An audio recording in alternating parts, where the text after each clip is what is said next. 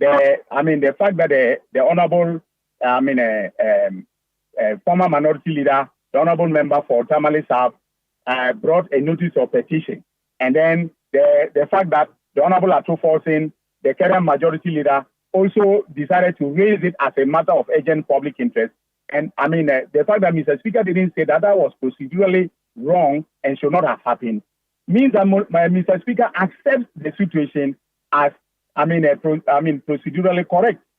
Okay, and Mr. Speaker has the final word on matters of procedure, all right, and the substantive application of outstanding orders and the constitutional provisions in the House.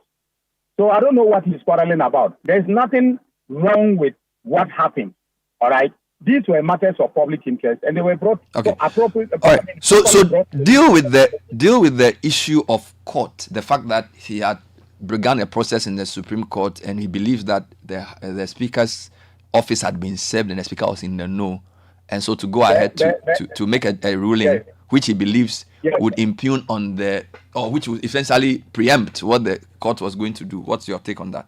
In fact, if there was any preemption, it was the Honorable Afenyo Martin who decided to preempt matters. Because, Bernard, for instance, that at the time that he filed his, writ and statement of case, okay, there was no actual controversy. What was the actual controversy? When he came, just because the Honorable Harun Edusu mentioned this at a rally somewhere in Tamale, that didn't create a public a controversy over the matter. He said, look, we are going to test this matter before, Mr. Speaker. And in fact, the resolution of parliamentary disputes is properly within the jurisdiction of Parliament. It is not; these are not court matters. The question whether or not, a vacancy has occurred, all right. If the factual circumstances are such that a vacancy has occurred, Mr. Speaker has, authority under Order 18 of the Standing Orders of Parliament, the current standing order, to inform the House of the occurrence of the vacancy. All right. So at the time that he ran to court, there wasn't a controversy. And in any case, okay, what is there to interpret?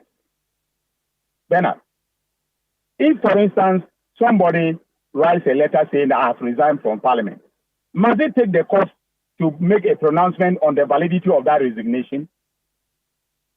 If someone has died, must they take the court to say that a vacancy has occurred? So if Mr. Speaker says, "Oh, I am informing you of the death of Honorable X member for this constituency," then say, "No, Mr. Speaker that can't declare a vacancy. He has to wait for a court to pronounce on it." Which court is going to do that? But which takes us to the third point, because his argument is that he believes that it was it's when a party says we've expelled the person. So in fact, we dealt with the issue of automaticity, that if somebody files to contest on another party, is it that automatically means he's forfeited his membership, or that the party must expel him? Okay, so now his argument is that in the 2020 case of Esiama, the MPP specifically wrote to Speaker Okwe saying that this man is not a member of our party anymore, therefore he should move. And Okwe agreed with them.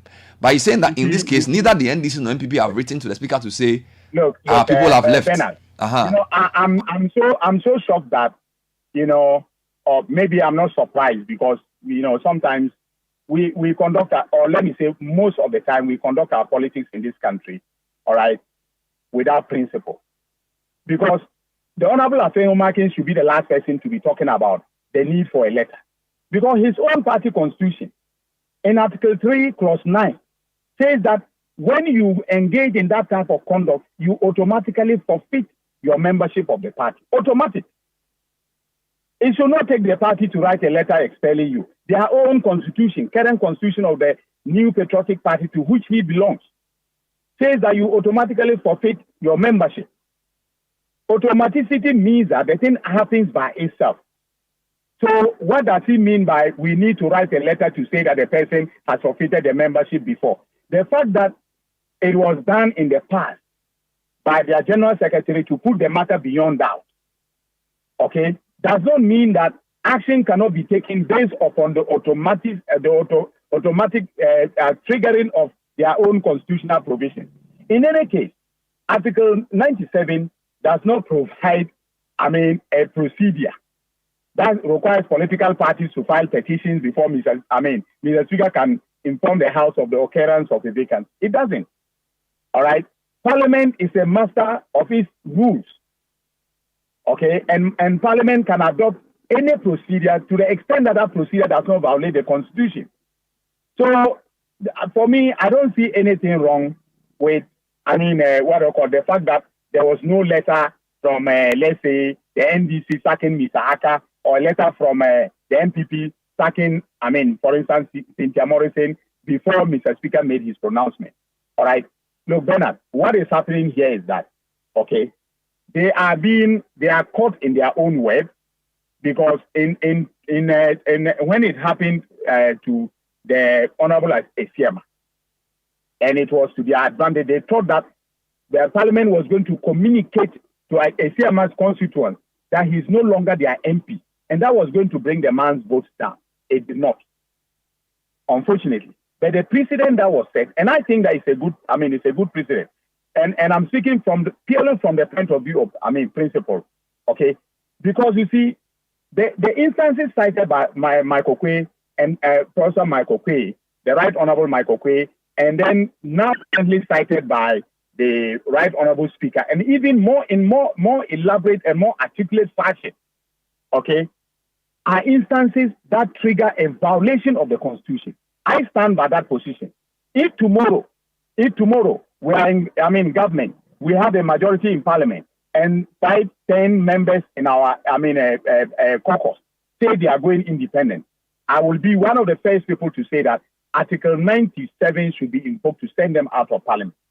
Because we cannot have a situation where Cynthia Morrison or any other person is busy in their constituency now campaigning against the New Patriotic Party, whilst caucusing with the New Patriotic Party in Parliament. And what kind of political paradox is that? Interesting.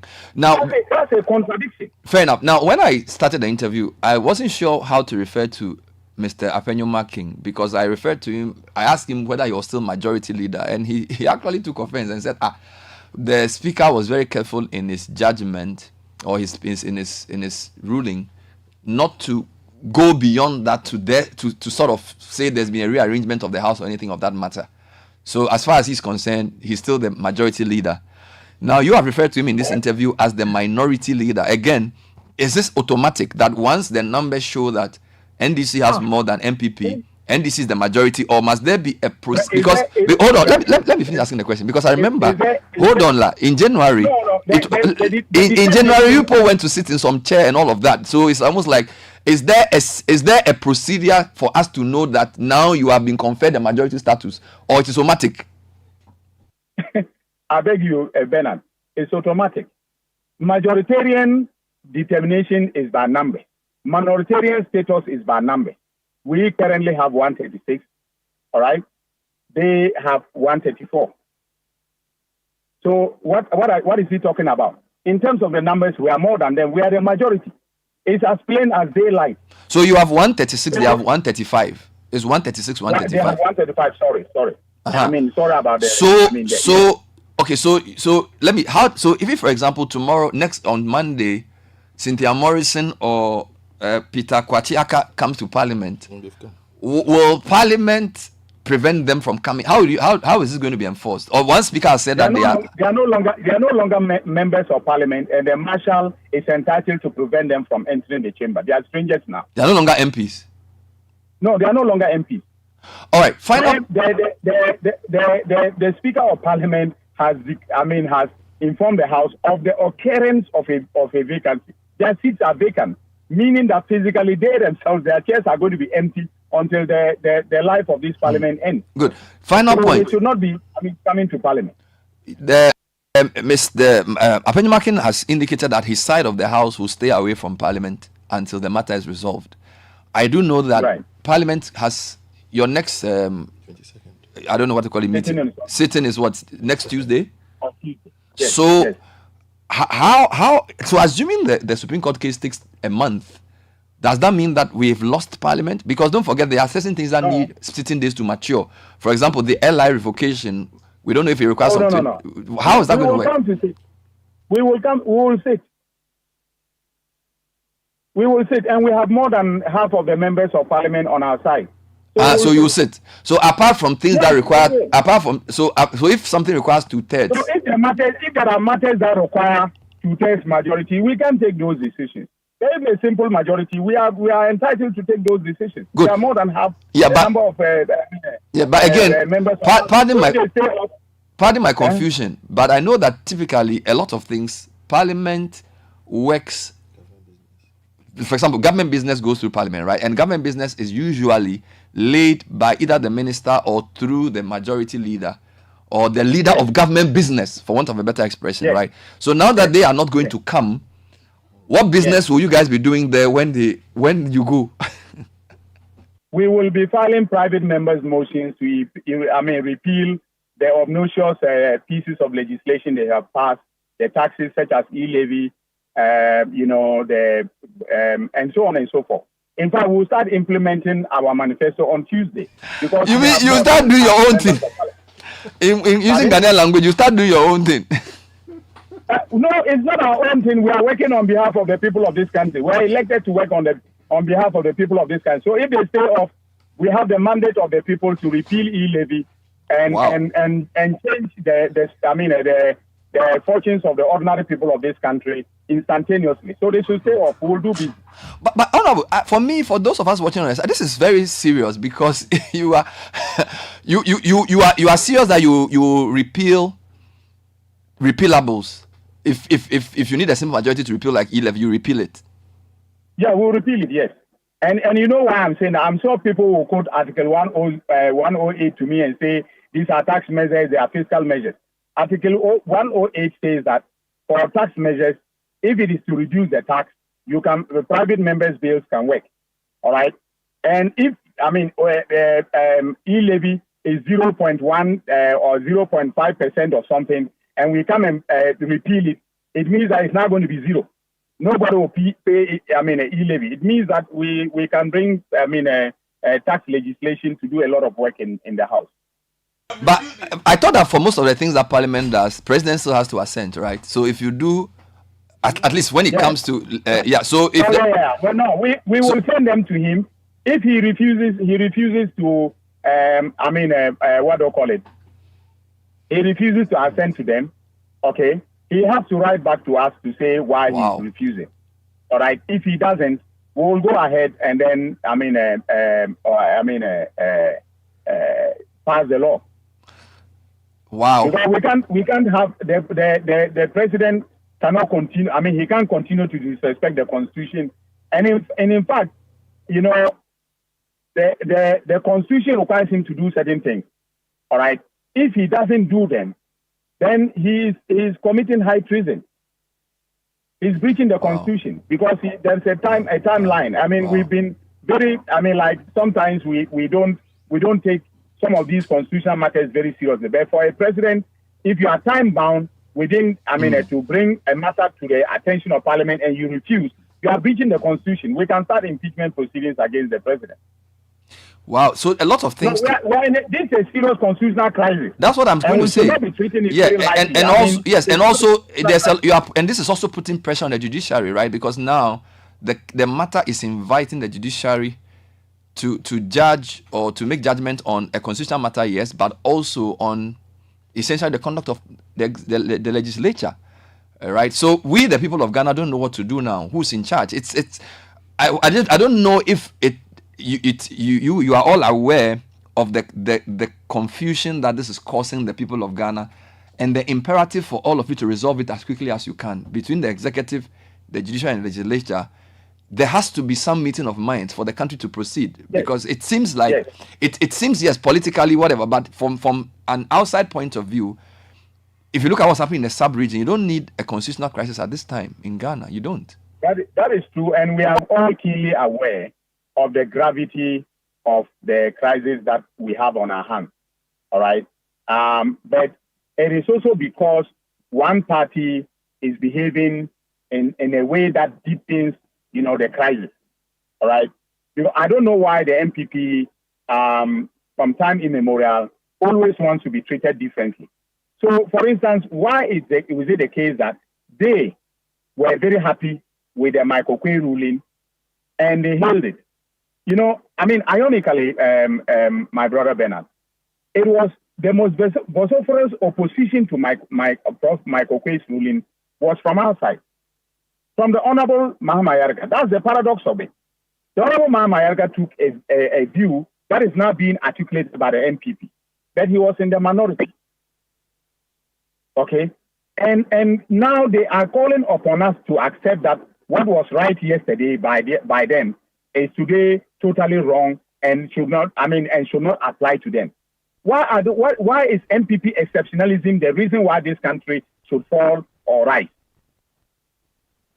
Thank you for talking to us. Honorable Dominic Ayine is the MP for Bolga East and the former Deputy Attorney General and also one of the legal leads of the NDC party.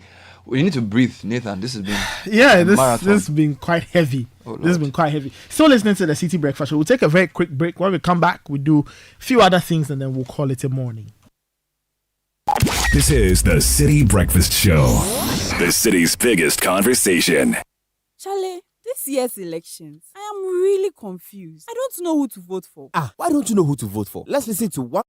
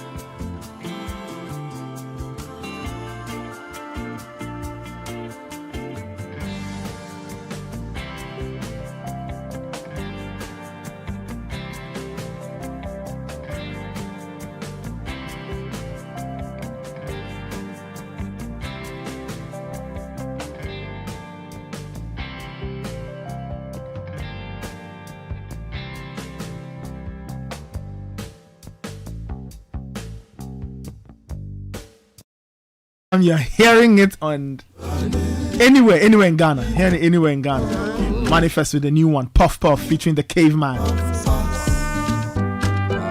Said the body is stationary, but the mind. But the mind is pacing, Charlie. That's our story.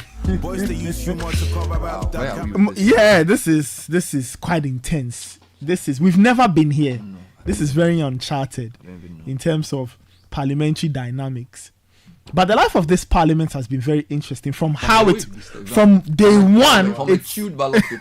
It went off slaps everything. It's not good. To raise thing numbers. The military showing up. Yeah.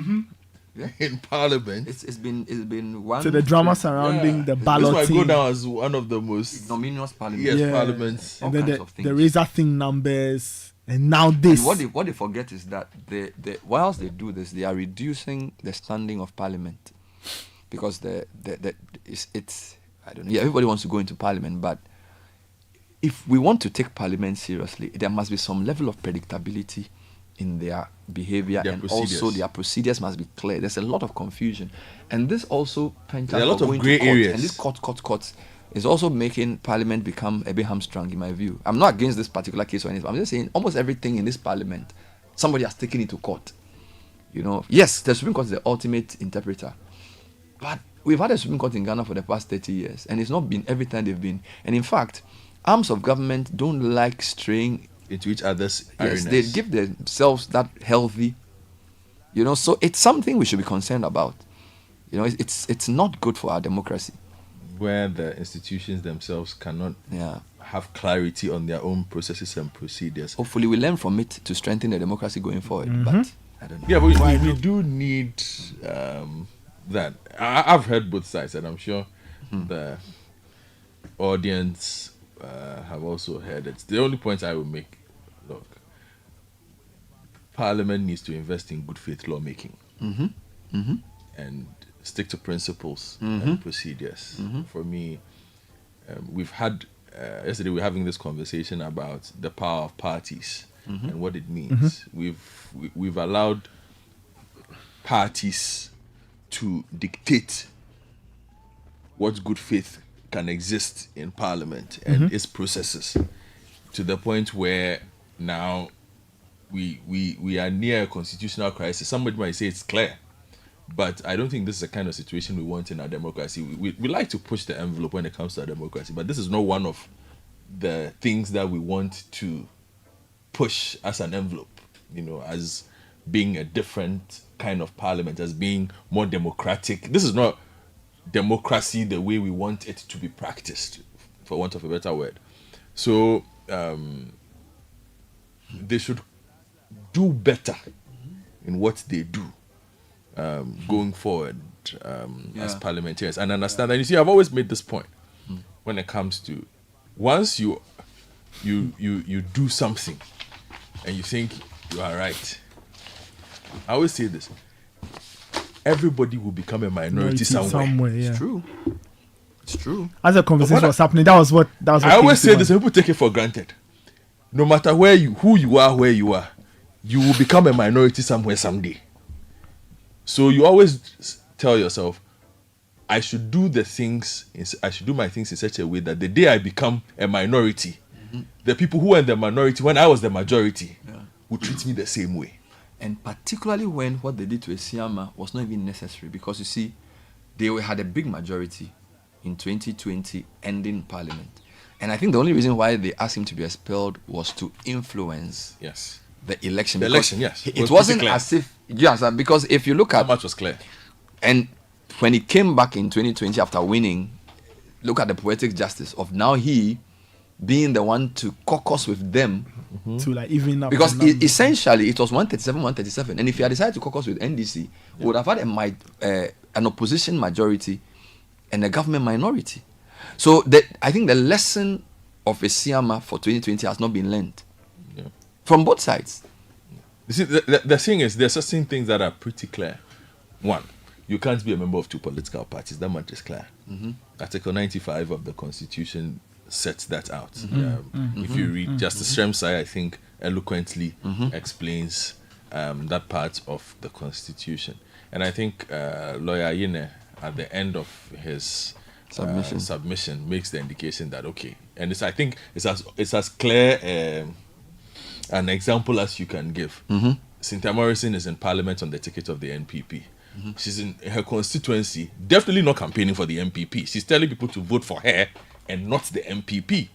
But if she were to return to Parliament tomorrow, would sit with the NPP and say, "Oh, if we are voting, that is not the principle. That is how the principle is supposed to work." They don't want to change the makeup of Parliament on a whim. So when the people have decided, stick to their decision. When you came to the voters, you said you are MPP. So finish the 4th term before you move. You understand? So some of the things are pretty obvious in the disadvantages it brings. But again, I will insist, for our Parliament, they should invest in good faith lawmaking and politics. What do you mean by good faith? As in, they shouldn't do it abroad. They should do it. You see, we've from where I sit, we've had a lot of abroad lawmaking. Things that are done not for the general good. They are simply done to disadvantage don't have an the elements across. For abroad, so please pardon us. they are just done to disadvantage the people across the aisle. We've had a lot of that, particularly in this Parliament. It's true. Okay, and for our democracy to grow, that is, we need to do less of that and more of processes and procedures that inure to the benefit of the people who voted for you, rather than seeking petty advantages. And I think the makeup of this particular Parliament led to the significant increase in what can we do to gain an advantage. As against what is right for the country. Yes, so we've had a lot of very cynical politicking. It's true. In this particular Parliament as compared to other parliaments based on the makeup. And it has come to a head with this particular situation a few months to the end of its tenure. Yeah. They need to do better, Bernard. They have to. The 27th of December for $1,650. You're getting visa accommodation, tour activities, airline tickets, and a Copan travel card. Call 0262349886 or follow them on social at Copan Hospitality. Copan Hospitality Tourism at its best. We'll take a very quick break. When we come back, your comments will be read. This is the City Breakfast Show. Stay with us. We'll be right back. Unleashing the power of relevant radio. This is City 97.3.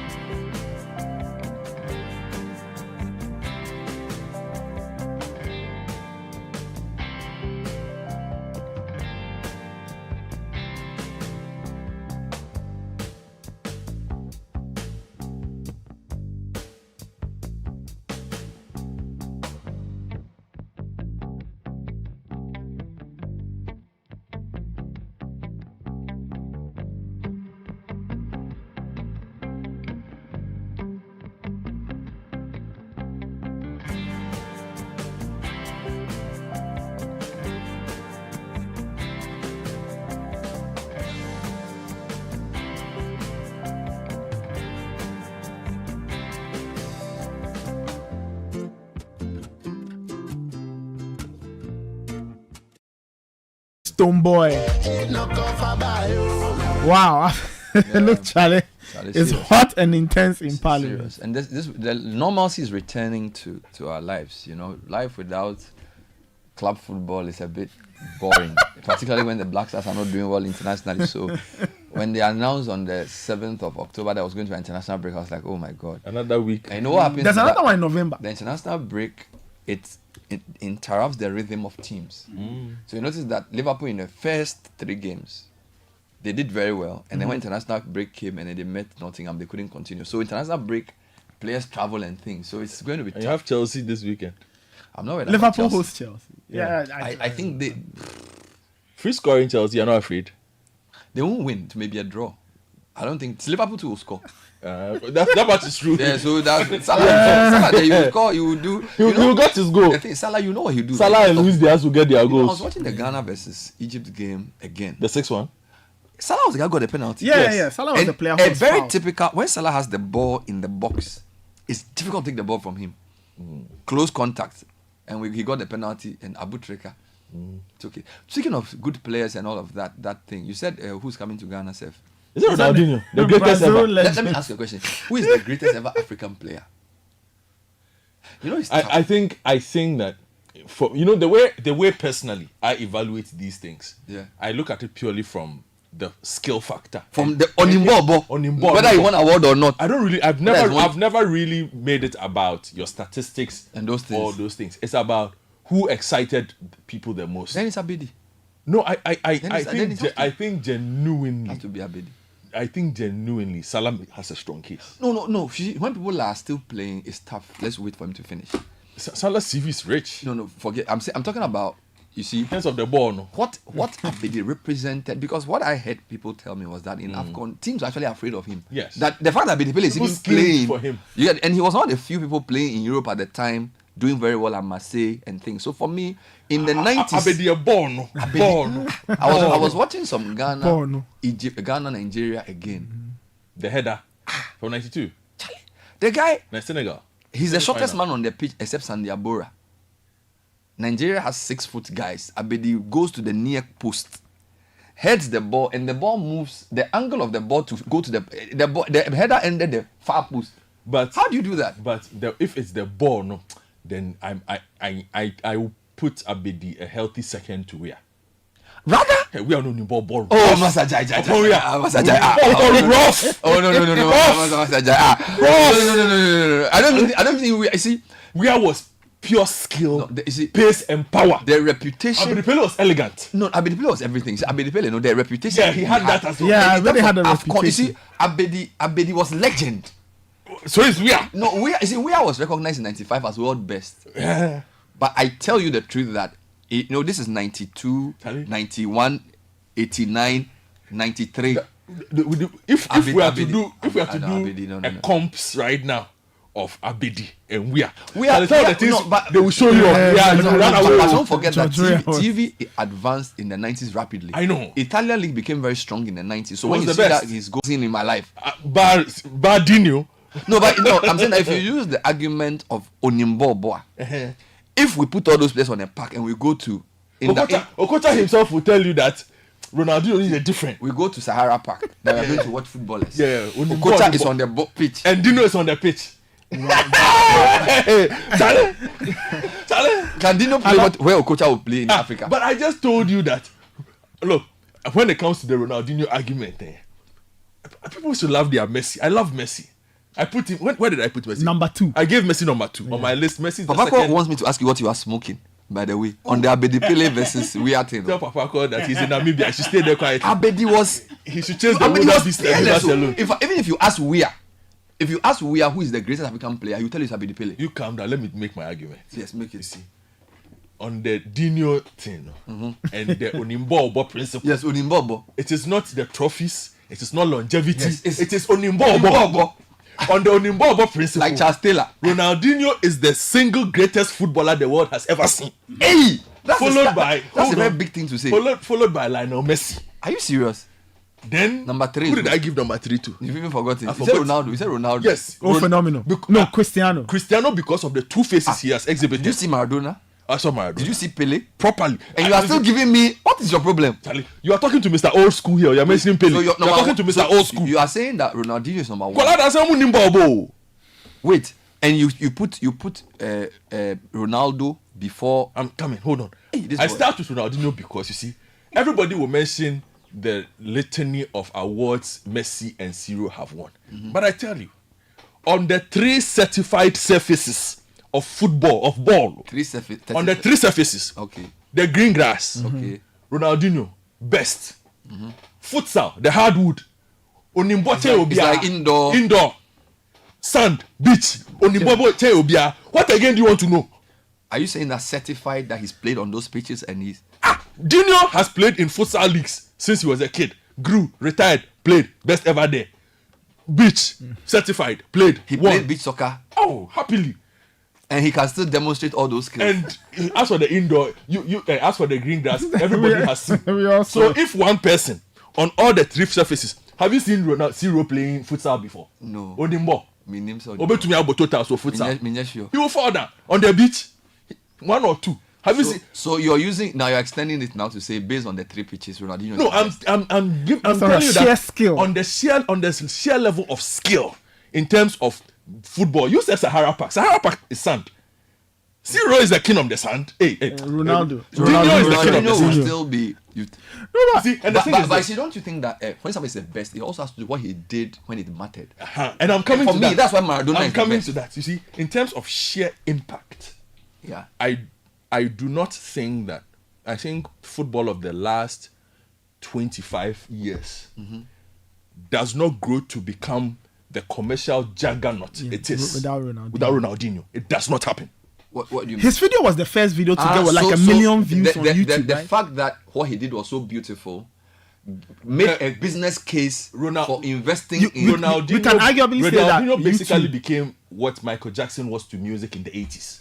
Oh, that's why a lot of these videos on his kicks. Everybody who reaching a new audience, the appeal to fan bases, selling tickets. Why do you think he's still such a hot ticket post his career? People are inviting him everywhere because they know what he was capable of during his heyday. Those are the things. The fact that he gave life effectively to YouTube, really. YouTube existed before him, but it was when Ronaldinho popped up that people started watching a lot of YouTube. You know, when we say ball or no, Charlie. So but based on what ball or no, I still think Maradona is ranking above, because you see, for what Diego Maradona did for me. Look, I think Maradona, when it mattered most, 86 World Cup. He scores the hand of God, controversial.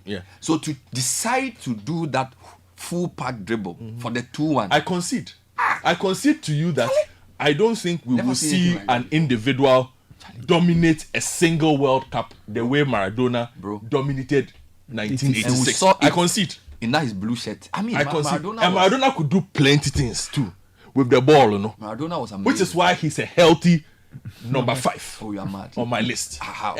Number 5 is a healthy one. You are crazy. Maradona is healthy number 5. I'm giving him full respect. I don't bring Pele is that we just watch him on, like we're not alive.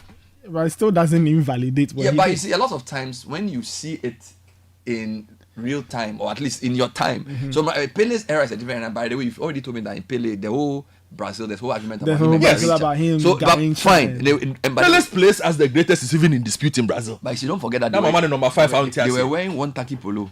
And the pitches were very bad. You have to also look at they were wearing. You see, sometimes some of the things that and the football was hard, and the tackles were wild. Polo?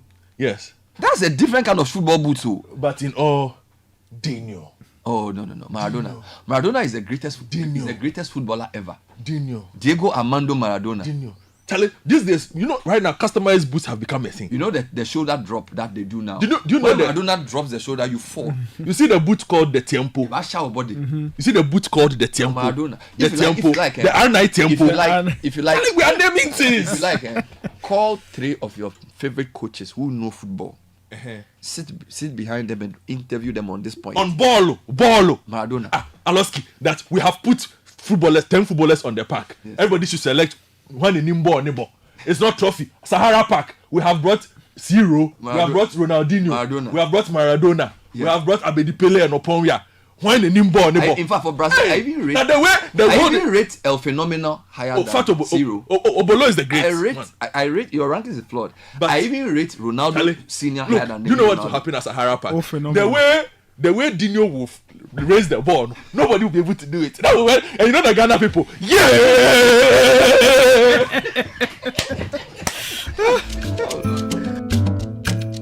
That's our show for the morning. Many thanks for listening. It's been a Friday edition of the City Breakfast Show. My name is Nathan Carr. I sat in for the host who's out. Bernard Avle, he was here. Godfred Akotobuafu was also here. Godfred Odum gave us support on technical. Fred Jabano, executive, produced the show. Zoya Abubedu Ado is here with the news at 10. Hello, Zozo. Hello, Nathan. What's in the news? Now, the Member of Parliament for Ifutu and Leader of Government Business, Alexander Funyomaking, is hoping that the courts will speed up the process of hearing a case regarding forced